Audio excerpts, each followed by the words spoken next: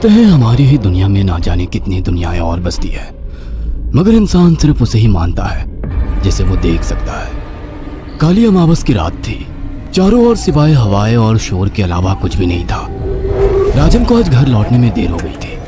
रात के सन्नाटे को वो अपनी साइकिल से चीरता हुआ चला जा रहा था। वो गांव की नदी तक पहुंचा ही था कि तभी उसे नदी के पास एक काला साया दिखाई दिया जो नदी के किनारे पानी को घूरे जा रहा था। इतनी रात को नदी के पास देखकर राजन के ना जाने क्यों रोंगटे खड़े हो गए। उसे ऐसा महसूस हुआ मानो उसके पैर साइकिल के पैडल पर जम गए हो। राजन कपकपाते हुए होठों से बोला, कौन है वहां पर? राजन ने इतना बोला ही था कि अचानक वो साया बिजली की रफ्तार से दौड़ता हुआ राजन के नजदीक आ गया। राजन की नजर जैसे ही उस साये पर पड़ी, उसके हलक से एक भयानक चीख निकल गई। इस घटना के 1 महीने बाद अर्जुन का सारा ध्यान ड्राइविंग पर था। उसकी पत्नी शिखा कार में ड्राइविंग सीट के बगल में बैठी हुई एक मैगजीन पढ़ रही थी। शिखा ने मैगजीन रखकर अर्जुन की ओर देखकर कहा, और कितनी दूर रह गया है तुम्हारा गांव अर्जुन? बस थोड़ी दूर रह गया है, आधे घंटे में हम पहुंच जाएंगे। तुम्हारे चेहरे पर इतनी टेंशन क्यों है? टेंशन क्यों नहीं होगी शिखा, मैंने अपनी माँ को बगैर बताए तुमसे लंदन में शादी जो कर ली। पता नहीं माँ तुम्हें देखकर कैसे रिएक्ट करेगी। डोंट वरी अर्जुन, मुझ पर भरोसा रखो। तुम्हारी माँ को मनाने की जिम्मेदारी मेरी है। आई होप शिखा ऐसा ही हो। यकीन मानो अगर ऐसा हुआ ना तो मेरे ऊपर से एक बहुत बड़ा बोझ उतर जाएगा। अब मुस्कुरा भी दो यार। अच्छा, तुम बता रहे थे कि गांव में तुम्हारी बहुत बड़ी हवेली बनी हुई है, कुछ बताओ ना अपनी हवेली के बारे में। अरे 15 मिनट में हम वैसे भी पहुंचने वाले हैं, तुम खुद देख लेना। कुछ ही देर में अर्जुन अपने गांव वीरपुर अपनी हवेली में खड़ा हुआ था। अर्जुन की माँ अर्चना देवी अर्जुन के स्वागत के लिए हवेली के बाहर खड़ी हुई थी। अर्जुन ने दौड़कर अपनी माँ के पैर छुए और डरते हुए बोला, ये शिखा है माँ, मेरी पत्नी। हम दोनों ने लंदन में शादी कर ली। अर्जुन की बात सुनकर अर्चना देवी मुस्कुराकर बोली, कोई बात नहीं बेटा, एक ना एक दिन तो तुझे शादी करनी ही थी। इतना बोलकर अर्चना ने अपनी बहू को गले लगा लिया और वो अंदर आने का इशारा करती हुई वहां से चली गई। अर्जुन को अपनी माँ का यह बिहेवियर देखकर बहुत ज्यादा हैरत हुई। उसे उसकी माँ इस बार बहुत बदली हुई सी लगी। अर्जुन पूरे 10 साल बाद लंदन से आया था। अर्जुन उन्हीं ख्यालों में खोया हुआ था कि उसके कानों में उसकी पत्नी शिखा की आवाज टकराई। अब क्या बाहर ही खड़े रहने का इरादा है क्या? अंदर नहीं चलोगे? कौन से ख्यालों में गुम हो गए? मुझे लगा था माँ को मेरी शादी के बारे में जानकर बुरा लगेगा, मगर माँ को तो जैसे कोई फर्क ही नहीं पड़ा। अजीब आदमी हो, ये तो अच्छी बात है। मुझे मेहनत करने की जरूरत ही नहीं पड़ी। चलो अब अंदर भी चलो। अर्जुन और शिखा अंदर की ओर चले गए। अर्जुन ने देखा कि उसकी हवेली में सन्नाटा पसरा हुआ था। उसे याद था कि उसकी हवेली में बहुत सारे नौकर चाकर हुआ करते थे। डाइनिंग टेबल पर डिनर के दौरान अर्जुन अपनी माँ से जो बोला वो सुन उसकी पत्नी शिखा और रहस्यमय अंदाज में मुस्कुराकर लगातार देखे जा रही थी। माँ, हवेली के सारे नौकर कहाँ गए? मैंने सबको छुट्टी दे दी बेटा। लेकिन क्यों माँ, तुम्हें तो काम करने में बहुत ज्यादा तकलीफ होती होगी। नहीं बेटा, मुझे कोई तकलीफ नहीं होती। कुछ वक्त से मुझे सुकून और सन्नाटा अच्छा लगता है। अर्जुन इससे पहले अपनी माँ से कुछ कहता कि उसकी माँ ने उसे बोलने से रोक दिया। अर्जुन चुपचाप खाना खाने लगा। खाने के बाद अर्जुन और शिखा बेडरूम में चले गए। अर्जुन बेड पर सोच में लेटा हुआ था कि अचानक शिखा अर्जुन से लिपट गई और वासना का तूफान अपने चरम पर पहुंच गया था। अचानक शिखा को दरवाजे पर 2 लाल लाल आंखें दिखाई दिए। उसे ऐसा लगा जैसे कि कोई उसे देख रहा हो। शिखा ने तुरंत बेड से उठकर अपने कपड़े पहन लिए। क्या हुआ शिखा? अर्जुन, मुझे ऐसा लगा जैसे कोई हम दोनों को देख रहा हो। पागल हो गई हो क्या? हवेली में सन्नाटा पसरा हुआ है, एक भी नौकर चाकर नहीं है। तुम्हें वहम हुआ होगा। तुमने तो सारा मूड खराब कर दिया शिखा, अब सो जाओ। उस रात अर्जुन तो गहरी नींद में सो गया, मगर शिखा की आंखों से नींद को सो दूर थी। अगली सुबह शिखा जल्दी उठकर किचन की ओर चली गई, मगर उसने देखा कि उसकी सास अर्चना नाश्ता तैयार कर चुकी थी।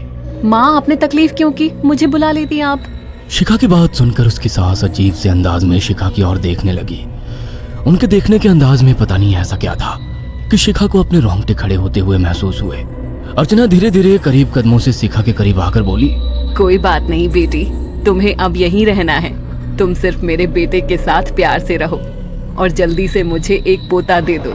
काम की चिंता मत करो, वो सब मैं कर लूंगी। कुछ ही दिनों के बाद अर्चना गर्भवती हो गई।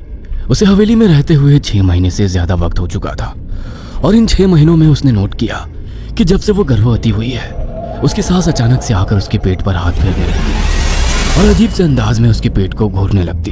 शिखा ने तंग आकर अर्जुन से कहा, अर्जुन, मुझे तुम्हारी माँ का बिहेवियर बड़ा अजीब लगता है। तुम्हारी माँ जब देखो मेरे पेट पर आकर हाथ फेरती रहती है। अरे माँ को अपने पोते के आने का बेसब्री से इंतजार है शिखा, इसमें अजीब लगने वाली क्या बात है? मैं तुम्हें कैसे समझाऊं? मैंने माँ की आंखों में एक अजीब सी चमक देखी है। कैसी चमक? शिखा के मुंह से अचानक से एक अल्फाज निकल गया, जैसे किसी डायन की आंखों में होती है। शिखा की बात सुनकर अर्जुन का गुस्सा 7वें आसमान पर पहुंच गया। वो गुस्से से चीखते हुए बोला, खबरदार शिखा, आगे एक शब्द मेरी माँ के खिलाफ मत निकालना, नहीं तो मुझसे बुरा कोई नहीं होगा। तुम्हें शर्म आनी चाहिए शिखा। जब से तुम यहाँ पर आई हो तब से मेरी माँ तुम्हारी कितनी चिंता करती है। वह तुम्हें समय से खुद नाश्ता बनाकर देती है, खाना देती है, यहाँ तक कि हवेली की साफ सफाई भी वो अकेली करती है। क्या बोलूं अब तुमसे, शर्म आती है मुझे तुम्हें अपनी पत्नी कहते हुए। इतना कहकर अर्जुन गुस्से से कमरे से निकल गया। शिखा अर्जुन से बहुत कुछ कहना चाहती थी मगर कह नहीं पाई। उसने महसूस किया था कि चाहे कितनी भी तेज आंधी और तूफान आए मगर हवेली के अंदर धूल की एक परत तक नहीं जमती थी और दिन ब दिन अर्चना के चेहरे की झुर्रियां कम होती जा रही थी। ऐसा लगता था मानो वो जवान हो रही हो। शिखा के अब 9 महीने कंप्लीट हो चुके थे और एक रात अचानक उसे प्रेगनेंसी पेन होने लगे। वो दर्द से तड़पने लगी। ये देखकर अर्जुन घबरा गया। वो दौड़ा दौड़ा माँ को बुलाकर लाया और बोला, माँ, हमें तुरंत शिखा को किसी अच्छे हॉस्पिटल में एडमिट कराना होगा। अर्जुन ने देखा कि उसकी माँ ने उसकी बात को सुना ही नहीं। वो तो बस शिखा के गर्भ की ओर आंखें फाड़ फाड़ कर देखी जा रही थी। अर्जुन एक बार चिल्लाकर कहा, माँ, हमें शिखा को इसी वक्त हॉस्पिटल में एडमिट कराना होगा। नहीं, शिखा की डिलीवरी हॉस्पिटल में नहीं, इसी हवेली में होगी। लेकिन इस हवेली में आपके और मेरे अलावा कोई नहीं है। तभी शिखा दर्द से तड़पने लगी। अर्चना ने अपने बेटे को धक्के देकर कमरे से बाहर निकाल दिया और दरवाजा बंद कर लिया। अर्जुन हक्का बक्का रह गया। अर्जुन दौड़ता हुआ गांव की ओर गया। उसने देखा कि गांव में एक पेड़ के नीचे गांव के सभी बुजुर्ग इकट्ठे थे। उनके हाथों में जलती हुई मशालें थीं। अर्जुन उनके पास पहुंच गया और बोला, मेरी मदद कीजिए, मेरी बीवी को प्रेगनेंसी दर्द हो रहे हैं। आप प्लीज किसी दाई को बुला लीजिए, जितना पैसा चाहिए देने को मैं तैयार हूँ। तभी उसके कानों में गांव के सरपंच की आवाज टकराई, बेवकूफ लड़के, तू अपनी बीवी को एक डायन के यहाँ पर मरने के लिए छोड़ आया। क्या कहना चाहते हैं आप? आप जानते हैं आप क्या कह रहे हैं? वही जो तू सुन रहा है, तेरी माँ एक डायन है। इन गांव वालों के हाथों में जो मशाले देख रहा है ना, हम तेरी ही हवेली में आग लगाने जा रहे थे। तेरी माँ ने इस गांव में ना जाने कितने नौजवानों को मार कर खाया है। तेरी माँ एक डायन है। लगता है आपका दिमाग खराब हो गया है। आप जानते भी हैं मैं कौन हूँ? हाँ, मैं जानता हूँ। तू ठाकुर धीरेन्द्र प्रताप का बेटा है। तेरे पिता को शक हो गया था कि तेरी माँ एक डायन है, इसीलिए उन्होंने तुझे हमेशा उससे दूर रखा। पहले तेरी माँ ने तेरे पिता को मारा और धीरे धीरे करके वह हवेली के सारे नौकरों को मार कर खा गई और फिर गांव वालों को भी मारने लगी।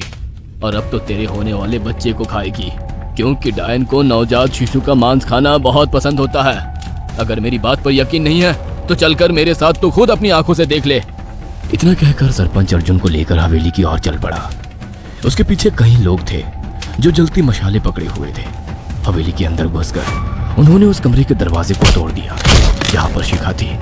कमरे का मंजर देखकर अर्जुन के रोंगटे खड़े हो गए। उसने देखा कि उसकी माँ एक बेहद भयानक रूप में उसके बच्चे का मांस खा रही थी और उसकी पत्नी शिखा फर्श पर मरी हुई पड़ी थी और पूरा फर्श खून से लाल था।